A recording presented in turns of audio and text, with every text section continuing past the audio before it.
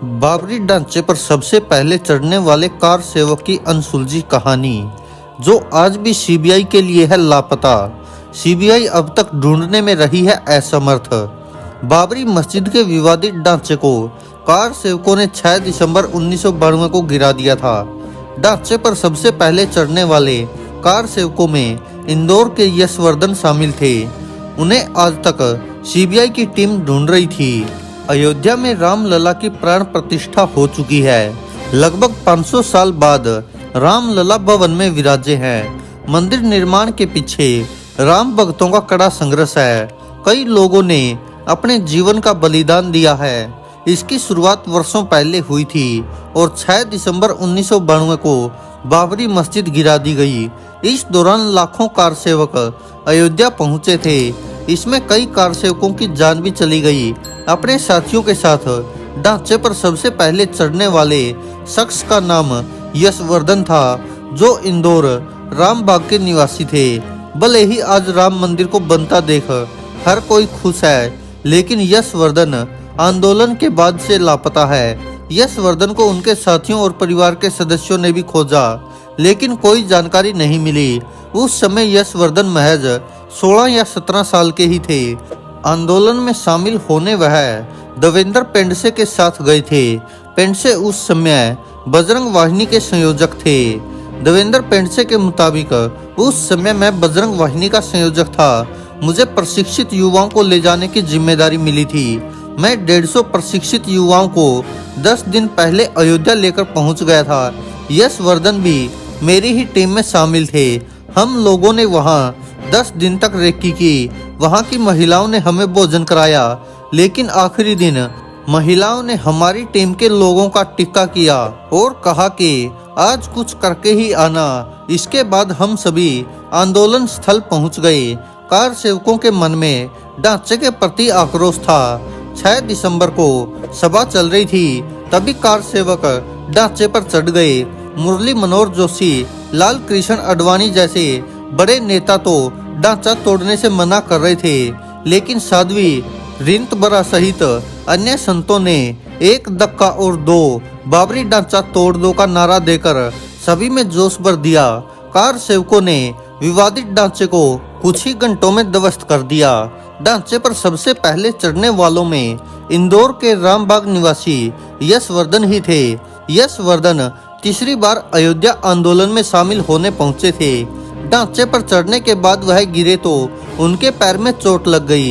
वह घायल अवस्था में नदी किनारे पहुंचे और अपने खून से जय श्री राम लिख दिया। अब सवाल उठ रहा कि आखिरकार यशवर्धन का सुराग कहां से लगा। आंदोलन के कुछ समय बाद यशवर्धन इंदौर में रहे, लेकिन शिवसेना सुप्रीमो बाल ठाकरे के कैलेंडर और पोस्टर से यशवर्धन की मुश्किलें बढ़ गई। ठाकरे ने यशवर्धन का फोटो चिपकाकर कैलेंडर प्रिंट कराया और उस पर लिखा कि इस हिंदू पर गर्व है। फोटो के बाद यशवर्धन की पहचान हो गई और फिर सीबीआई ने इंदौर में कई बार रेड की। इस मामले के बाद देश भर में जांच का सिलसिला चल रहा था। एक दिन अचानक 4 लोग सुबह सुबह रामबाग पहुंचे, जहां शाखा का संचालन हो रहा था। शाखा में एक फोटो दिखाते हुए स्वयं सेवकों से कहा कि ये उनके दोस्त है, हम अयोध्या से आए हैं, इनसे मिलना है। 2 स्वयं सेवक यशवर्धन के घर पहुंचे। यहाँ स्वयं सेवकों ने यशवर्धन को आवाज भी नहीं लगाई थी कि उन चारों ने अपने 6-7 अन्य साथियों को बुलाया और घर को घेर लिया। इस दौरान वहां मौजूद लोगों को कुछ गड़बड़ी का एहसास हुआ। उन्होंने उनसे परिचय पूछा तो पता चला कि फैजाबाद पुलिस के साथ सीबीआई आई है। वहां मौजूद सुरेश लोखंडे और उनके 2 अन्य साथियों ने यशवर्धन को बाहर बुलाने की जगह बब्बू, यशवर्धन का घर का नाम, भाग जा चिल्लाने लगे। यशवर्धन की मां संगीता ने गेट खोला। वहां कॉलोनी के अन्य लोग भी आ गए थे। तब सुरेश लोखंडे, वरिष्ठ समय सेवक और कॉलोनी के अन्य लोगों ने यशवर्धन को पकड़ने आए लोगों को घर में घुसने नहीं दिया।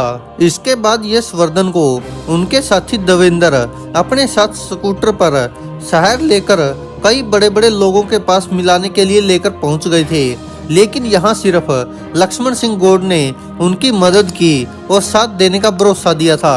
सीबीआई की टीम यशवर्धन के घर और अन्य ठिकानों की रेकी करने लगी।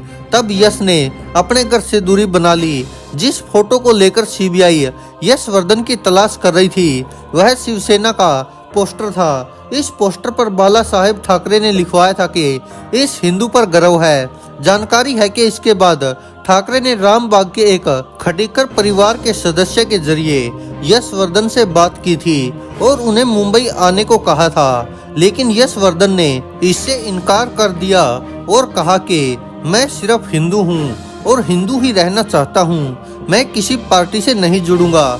यशवर्धन कहाँ है इसकी जानकारी आज तक सीबीआई के पास नहीं है। सीबीआई ने कोशिश बहुत की लेकिन अब तक यशवर्धन को ढूंढ नहीं पाई है और शायद भविष्य में भी यशवर्धन का पता लापता ही रहेगा, क्योंकि जांच एजेंसियां ढूंढ नहीं सकी है और शायद अब ढूंढने की जरूरत भी महसूस नहीं होती होगी, क्योंकि यशवर्धन अब काफी कुछ बदल गए होंगे।